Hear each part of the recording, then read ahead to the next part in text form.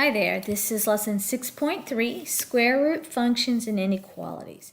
So this should just be a review, it's something we've already done. So our objectives here are we're going to graph and analyze square root functions. Okay, I don't have them up. We're going to also graph square root inequalities. Again, this should just be a review. So what we need to do is we need to look at the key concept box. And let me pull it up, and I apologize for having a little bit of delay here. I have just all kinds of issues with this computer. Oops. Again, the mouse is not working too well. Okay, so our key concepts, we're going back to the parent function. And we're just going to analyze the parent function. And what does it tell us here? It tells us right here, this is f of x is the square root of x, is the parent function. Okay. And what's a domain? So the domain is x greater than or equal to 0, and the range is f of x, fancy word for y, is also greater than or equal to 0. What are the x and y intercepts? The origin, 0, 0. When is it not defined? If you look at here, it's when the x's are less than 0, okay, because 0 is included in the domain. And we're talking about end behaviors. As x approaches positive infinity, because it keeps going, y also approaches infinity, goes up. Now, it stops at 0, so we can't say as x approaches negative infinity. We say as x approaches 0, y, what's happening to y? Y is also approaching 0, okay? So it's important to know that the domain of a square root function is limited to values for which the function is defined. There's restrictions. It's important to know. So let's look at our vocabulary. Basically, we just have 3 words, and they're just basically what they sound like. A square root function and a radical function are basically one and the same. A square root function is just a function that contains square roots of a variable. A radical function is just a square root function. It's just a type of square root function. A square root function is a type of radical function. And then we have square root inequality. So basically, it's just an inequality involving square roots. So let's look at example 1. It says identify the domain and range of f of x equals square root of x plus 4. So right now, we're going to find out what is the domain, what are the restrictions. So the domain is going to be the radicand, which is x plus 4, has to be greater than or equal to 0, because it can equal to 0, because the square root of 0 is 0, but it can't be negative. So that would be the domain. When is it undefined? It's undefined when the radicand is less than 0. But we want to find the domain, so why even bother here? For whatever reason, we always just stick with the domain. We solve, we get x is greater than or equal to negative 4. 1, 2, 3, 4. Okay? Then to find the range, so this is the domain, right? So we do x such that and we have a brace, okay? And then the range is going to be f of negative 4. If we put that in there, we get the square root of negative 4 plus 4, which equals to 0. So it's going to be y such that y is greater than or equal to negative 4. And then this is how we would graph it, okay? It's pretty simple. You simply take the radicand, make it greater than or equal to 0. That's the domain. And then the range is whatever value you do f of that value, and it's also going to be the same inequality sign. So pause it, do guided practice 1A and 1B. Now let's look at the next section. The next section talks about transformation, and this is what we've already done. So should be a review. The only difference is I'm going to, whoopsie, that's not what I meant to do. I'm going to add a piece that's not in the book, and we did this last time. So we're going to say f of x equals a square root of b times x minus h plus k. This is an h. Sorry, my handwriting's bad. Okay, so remember A talks about the dilation and reflection. They call it orientation and shape. So if A is negative, it reflects over the x-axis. If the absolute value of A is greater than 1, you have a vertical stretch. If the absolute value of A is between 0 and 1, then the graph is vertically compressed or shrunk. All right.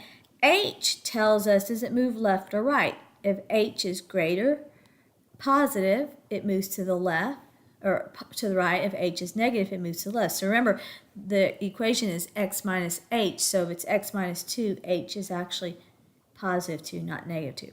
And K tells us if it moves up and down. This is just a review. So now they want us to graph the function, state the domain and range. So let's look at example 2. So they give us y equals square root of x minus 2 plus 5. So h is 2, k is 5. So this means it moves to the right 2 and up 2.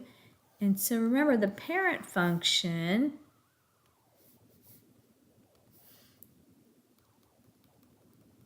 is here.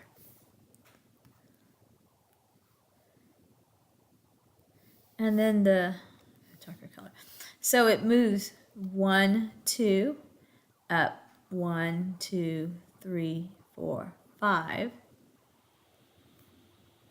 This is the new vertex, and it does this.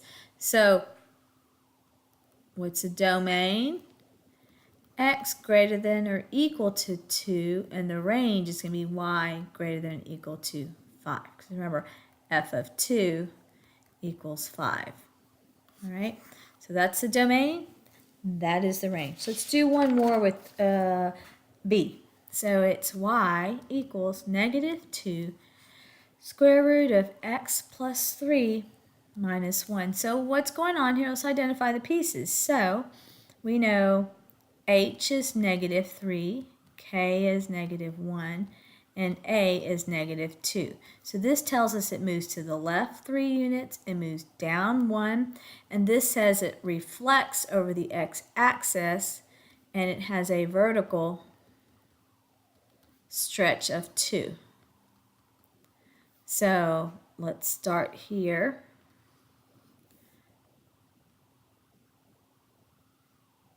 So we know it went to the left, 1, 2, 3, went down 1. It reflected, so instead of doing this, it's going to do this, but it's going to stretch, so it's going to get closer to the y-axis.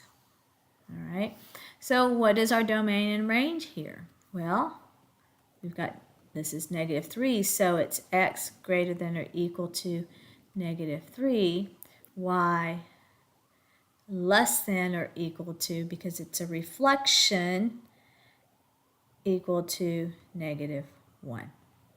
Okay, so we change inequality sign when there's a reflection, then they're opposite. So remember I told you about b when it's inside, so b times x minus h. This tells you 1 over b gives you a horizontal compression. 1 over b when it's greater than 1 is a horizontal stretch. It cannot be in the form of bx minus b times h. Okay, it must be in, so if this b is not positive 1, it must be in this format here. You have to factor it out. And I'm sure we'll run across some problems and we can do those in class. So one last problem, or two last problems. Example 3. It's just a real-world example, and it tells us, refer to the application at the beginning of the lesson. So the pitch or frequency measured in hertz of a certain string can be modeled by, and they give you f of t equals, and it's this crazy, radical, long, big decimal problem, where t is the tension in graphs. They want you to graph the function for tension with a domain of 0 between 0 and 10. So they want the domain to be between 0 and 10. So what you need to do is you need to make a table of x and y's 1 through 10, put them in here and get the y's. I'm not going to put those in there. They're all in the book. So hopefully this is still up. And you can look at the values. So basically you take those values and you're going to plot them on the graph. So we're going to get 1, 2, 3, 4, 5, 6, 7, 8, 9, 10.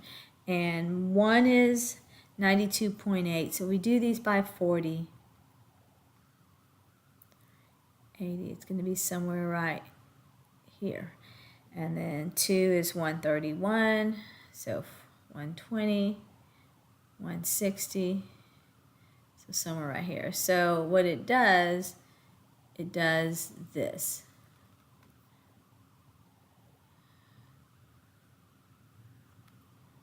Okay, and it says how much tension is needed for a pitch over 200. If you look at the textbook, here, where is it at 200 hertz? So this is 200 hertz, is going to be about 4.5 kilograms of tension. All right, so that's what's needed, is 4.5 kilograms of tension in order to reach the 200 hertz. All right, so the last thing we're going to do is absolute value inequalities, which we've done. So they want you to graph y less than square root of x minus 4 minus 6. Now remember, they want you to graph it, not solve it. You have two variables. Again, it's the same thing. So it's moving to the right, 1, 2, 3, 4. And then it's moving down, 1, 2, 3, 4, 5, 6. No reflections, no dilations. So it's just going to go up like this. But it's going to be what? It's going to be dotted because of the inequality sign. It's just a less than. And then there's going to be shading. Oops. There's going to be shading. And where are we going to shade? So y less than. So let's pluck a point. So this is what? 4. So let's plot 5 commas. Let's put in 5 comma 0. So 0 less than the square root of 5 minus 4 minus 6. So 0 less than, this is 1. 1 minus 6 is negative 5. Is 0 less than? No, it's not. So guess where we shade? So remember, we have to stop here. So our shading is going to be right here. And you can also pretend like this continues to the y, and when does y get smaller? Down here. That's how you shade it. But we picked a point, so we picked a point up here, and it gave us a false statement which says we don't graph above, we graph below. Right? Stop it, do the guided practice, and we will see you in class.